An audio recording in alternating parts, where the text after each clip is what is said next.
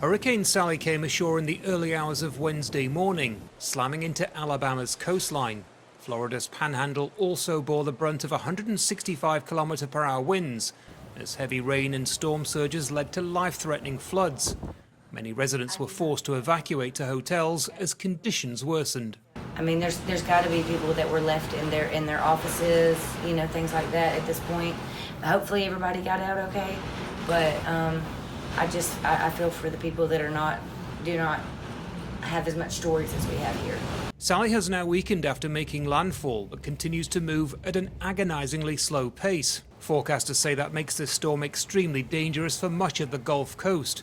Daylight in Alabama showed a scene of devastation with severe flooding and damaged homes.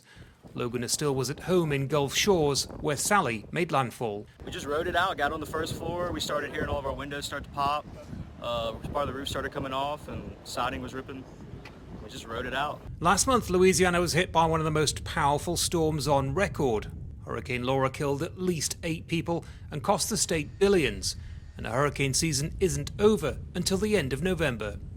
In addition to Sally, there are several other named storms currently swirling in the Atlantic. That hasn't happened since 1971.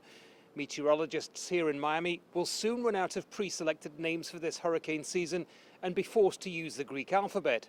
That's only ever happened on one other occasion. Florida's governor is warning residents not to be complacent as the storm moves across the state. So you're going to have these rivers that are going to crest. Maybe it'll happen tomorrow, maybe Friday. Maybe even see some of them will happen this weekend. So this is kind of the initial salvo, but there is going to be more that you're going to have to contend with. Hurricane Sally is the 4th storm to make landfall this year. Scientists say climate change is making storms like this wetter and slower, a potentially deadly combination. Andy Gallagher, Al Jazeera.